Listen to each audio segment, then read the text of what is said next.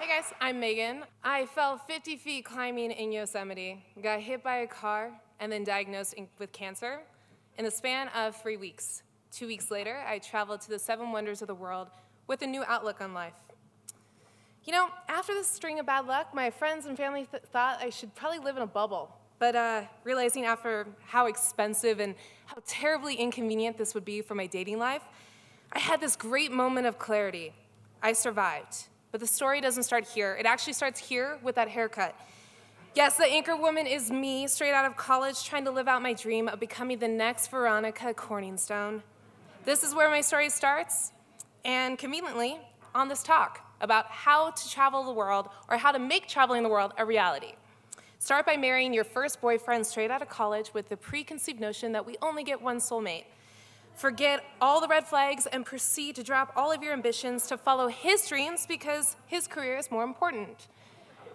Buy a car, get a dog, dress it up like a pirate, and forget about your dream of becoming a filmmaker until one day you find a job that you're truly passionate about, even if it means scrubbing toilets and working long nights and weekends. Notice your husband become resentful to the growing absence of your company.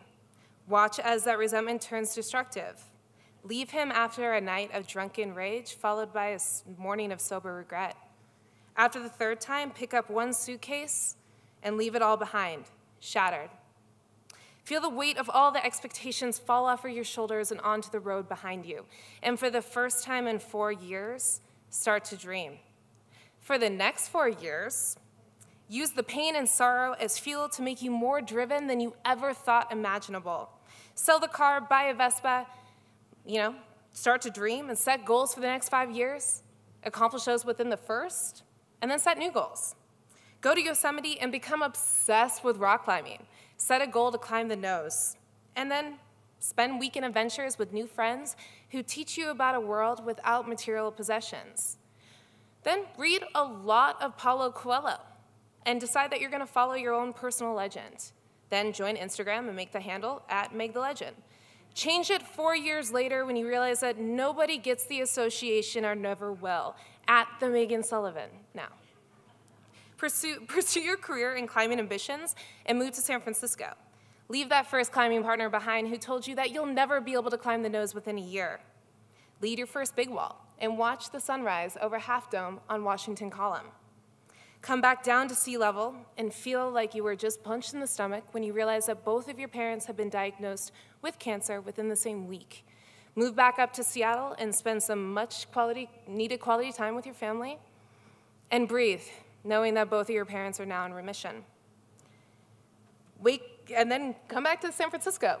Climb, sleep in the dirt, work, go to Yosemite, climb, eat Cliff Bars, sleep in the dirt, climb, repeat, you get it.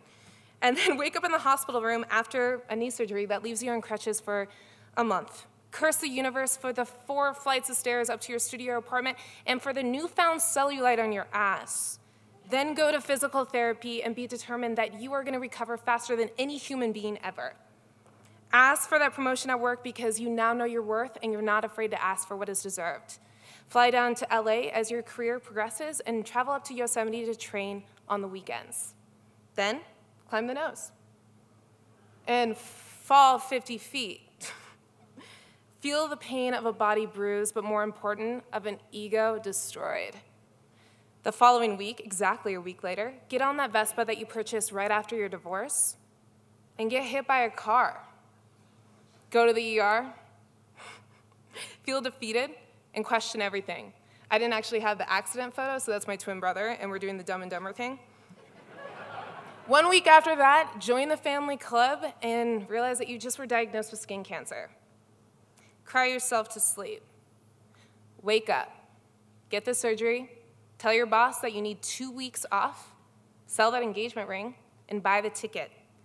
10 days later, travel to the 7 wonders of the world in 13 days and make that film that you've been dreaming about making for 3 years. Realize that after failing repeatedly, you finally understand that with loss comes an amazing opportunity to change your life by filling a void with something new. Take the tragedy and turn your dreams into reality. After all, traveling is just logistics. The decision to follow any dream is to embrace the loss in your life and turn that dream into a reality. Yeah, I did it.